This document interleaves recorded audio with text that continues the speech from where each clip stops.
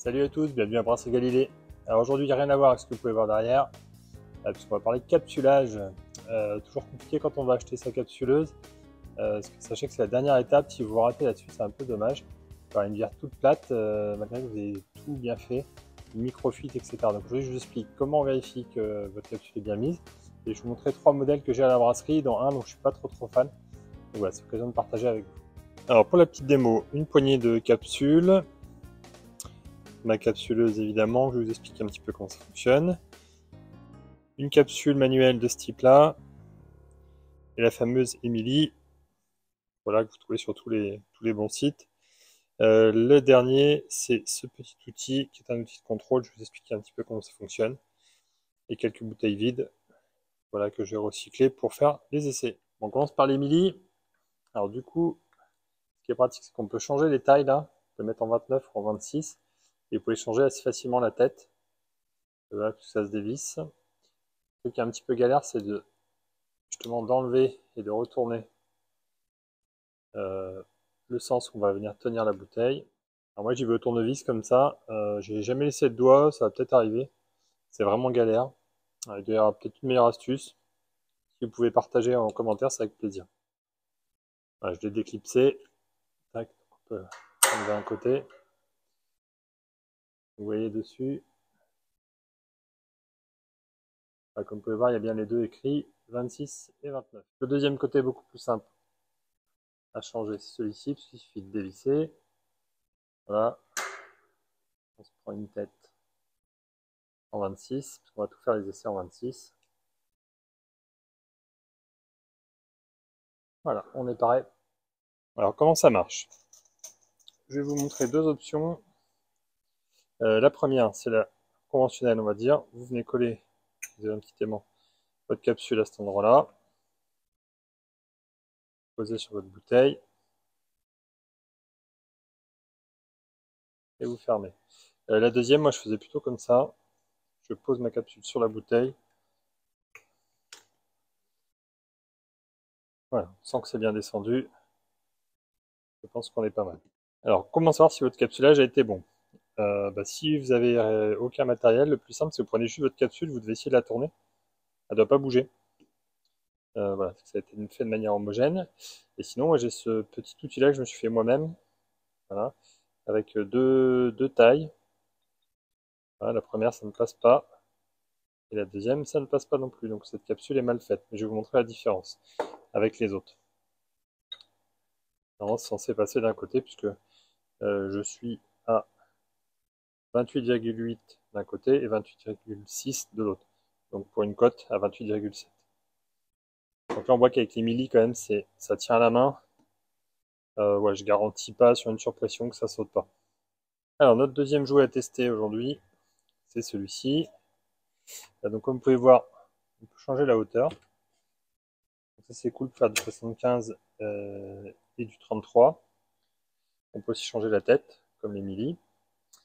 Donc il faut faire le réglage.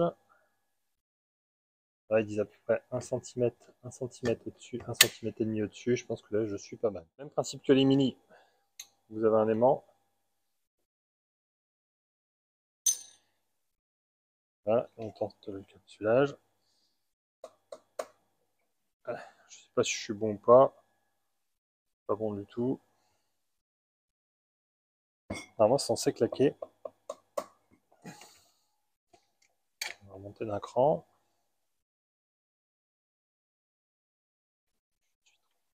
Oh.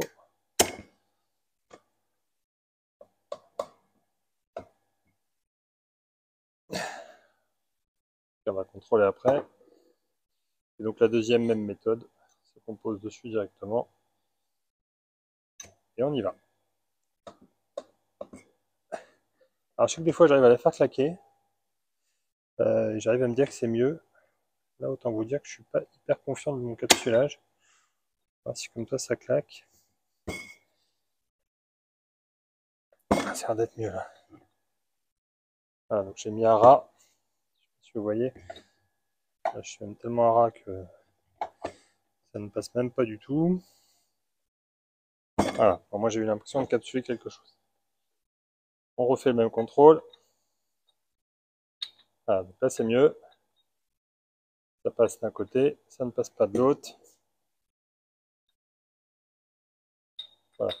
Donc clairement on voit sur celle-ci, un peu galère à régler. Une fois que c'est réglé, ça fait quand même pas mal la maille. Bon, faut pas avoir 1000 bouteilles à faire, clairement. Mais pour des petits brassins, je dis pourquoi pas. Et donc la dernière, voilà. Moi j'ai surélevé parce que je suis assez grand, ce qu'on a déjà vu sur mes vidéos. Du coup c'est carrément mieux quand même d'avoir la bonne hauteur. Le petit point, c'est qu'il faut une arrivée d'air, parce que c'est pneumatique, donc on va beaucoup moins verrouiller, mais il faut de l'air. Moi je ne sais pas si vous voyez, mais je pousse à plus de 4 bars. Ce qui est pas mal par rapport à ce que j'ai besoin. J'ai mis le défaut surtout. Même système, on peut démonter la tête. Voilà, même principe. Après, moi, j'ai jamais fait, si j'ai tout mis en 26, c'est plus simple. Puis ça demande un petit peu de révision, du coup, au niveau des tuyaux, là. Tous les 2 ans, bien les purger, que ce soit bien sec à l'intérieur. Au niveau capsulage, qu'est-ce que ça vaut? Bah, déjà, sur les cadences, moi, je fais quand même à 400-500 bouteilles heure. Donc, j'avance plutôt mon Enol Master qui traîne, mais celle-ci, ça envoie quand même. Il y a une petite sécurité qui est pas négligeable. Ouais, si je mets qu'un seul côté, ça ne fonctionne pas, il faut en mettre les deux mains. Ça évite d'y mettre les doigts dedans. Je vais vous montrer que c'est quand même une bonne chose, puisque vous pouvez y laisser un doigt. Donc je prends ma capsule. Alors là, pour le coup, j'ai jamais fait comme ça. Je pose vraiment dessous. Et là, vous avez entendu quand même, c'est assez efficace. On peut essayer de la tourner à la main, ça ne va pas bouger. On peut contrôler, c'est directement bon. La tête, je crois qu'elle annonçait à je sais plus, 50 ou 60 000 bouteilles. C'est largement dépassé. Pour moi, tant que ce contrôle est bon, je ne la changerai pas. Parce que changer, c'est toujours un risque d'avoir un souci finalement. Il faut mieux contrôler et entretenir votre matos. Donc vous voyez, vous entendez bien le clac, là, autant vous dire que voilà, il n'y a pas de souci. Ça ne bougera pas, il faut essayer de la tourner à la histoire d'illustrer un petit peu plus pourquoi il faut bien garder les deux poignets et pourquoi il ne faut pas y mettre les doigts. J'ai mis une capsule de travers et je vais vous montrer le résultat. Voilà. Vous voyez, ça a capsulé, il n'y a pas de problème. Sauf que bah, voilà, ça a vraiment tordu la capsule. Donc si votre doigt, c'est le même tarif. Alors on fait un deuxième essai, capsule de travers. Peut-être un petit peu moins ce coup-ci. Voilà. Très joli. Et comme vous voyez, si c'est votre doigt, ce sera le même tarif. Voilà, donc en conclusion, ce qu'on peut se dire, c'est que ça coûte 20 euros. Moi, je recommande vraiment, puisque bah, ça fait quand même un bon capsulage. On voit que c'est pas 100% efficace. Peut-être pas si loin de la bouteille avec les clips, là, c'est peut-être un petit peu mieux. Mais pour le prix, sincèrement, j'ai fait ça pendant des années et c'était vraiment pas mal. Le niveau du dessus, c'est pas mal. Mais comme vous avez vu, il faut faire un petit peu des réglages. C'est pas aussi intuitif que les Mili. Par contre, si on a vu sur les contrôles qualité, c'est un petit peu mieux quand même. Je vais pas vous mentir, je pense qu'au bout de 5 ou 600, vous avez mal aux épaules.